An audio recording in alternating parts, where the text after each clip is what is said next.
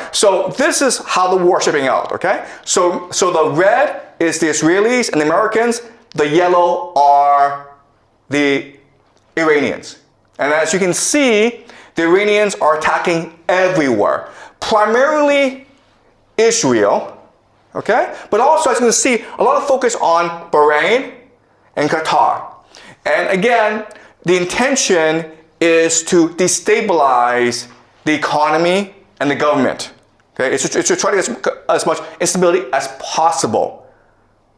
All right? Okay, and as you can see, the Americans and the Israelis are focused on Tehran. And so the Americans and the Israelis use something we call shock and awe. And the very idea of shock and awe is you decapitate the enemy. You cut off the head, the body will fall down, okay? The problem, though, is, again, the Iranians see this as a religious war. And so the Iranians have announced total war, okay? And so what this means is that right now, command and control in Iran is decentralized. There's no one person telling everyone what to do. Every region has its own orders, has its own strategy. And so if you knock out Tehran, everyone else keeps on going. So if you take off the head, it doesn't change anything. Okay? But unfortunately, the Israelis and the Americans use this as a military doctrine. Military doctrine just means how you design your military for what purpose. And so even though the Americans seem like an invincible army, they are not equipped to fight a 21st century war against drones, against destabilization, against religious fanatics. Okay, they're just not. All right? But unfortunately, because of military doctrine, they're going to keep on attacking Tehran. Now, the great irony of all this is that the Iranians who will be most supportive of of regime change, are actually in the cities because they are educated, they're progressive. The people who are most fundamentally against you, will fight you to the death, are religious fanatics, the Shia militants, living in the rural areas, okay? So this is a really silly thing where you are actually destroying those who will most likely support you, and you're leaving alone those who are most likely to commit jihad against you. All right? Any questions so far, guys? Are you clear? All right, so another idea that I want you guys to understand is the idea of asymmetry. Asymmetry. All right, so what is asymmetry? Asymmetry means that the two sides are choosing to fight different wars using different techniques because one is much stronger than the other, okay? America is a great empire. It has unlimited resources. It has the USD. It controls the world, right? Iran is a country that has been under economic sanctions for the past 45 years. It's poor. Its technology is very limited, okay? But as we learn in this class, actually, those nations that are poor actually have more energy. They're more open, and they're more cohesive. All right, so let me give an example. This is what we call the Shahad drones. Shahad drones. Each of these drones costs $50,000 at most, okay? At most. It can go as cheap as $35,000 US.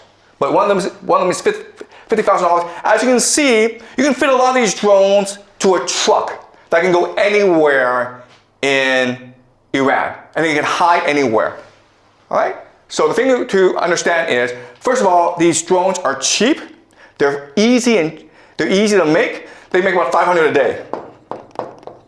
Okay? And estimates are about there's 80,000 right now that the Iranians have. So they can go on for a long, long time. Okay? And one of these drones, again, can knock out a desalination plant. It can knock out an oil field. It can knock out a hotel. It can do a lot of damage. Okay? And it's easily transportable. You can hide it anywhere. You can use it from anywhere, okay? And that's what the Iranians are using as an offensive weapon. And how do the Americans defend against this? They use something called a THAAD, right? Right, guys? This is what they use. THAAD. THAAD stands for Thermal High Altitude Air Defense. And they also have like Patriot systems. There's a lot, okay? The thing that you need to know about the system is it's really expensive. This missile, guys, costs $1 million.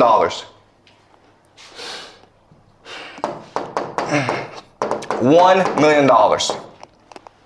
So there's this $50,000 drone coming your way, and you throw a $1 million missile at it, okay? And often these missiles miss, so you have to throw 2 or 3 missiles at it, okay?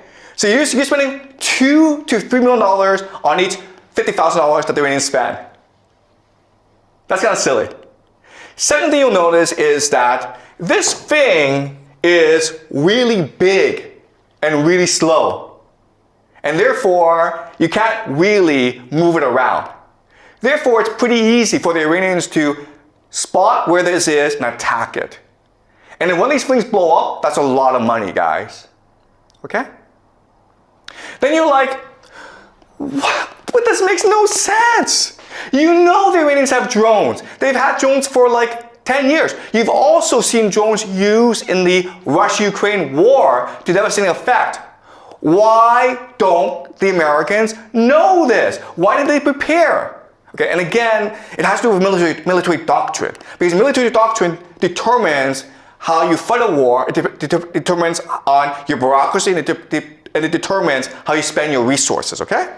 And unfortunately, the Americans are used to fighting something called the Cold War, right? And the Cold War, because you can actually fight the war, you can actually use, kill each other because then people use nuclear weapons. The Cold War was about flexing. Flexing, okay? You see how big and powerful I am? Me! Okay? That's all it was. These weapon systems are designed to scare the crap out of you. They are designed to impress you. And as a result, they cost a lot of money, and they really don't do anything, all right? So that's the entire American military. It costs a lot, and it doesn't really do anything. And it's not resilient. It's not innovative. It's not open, all right? Also, the other thing I have to say this, okay, is if you look at the American military, it's corrupt. So this is really about corruption. So the Americans don't really care about winning a war. What they care about is spending as much money as possible because then they get a cut. It doesn't make sense, right? And that's why the Americans are in a situation as they are.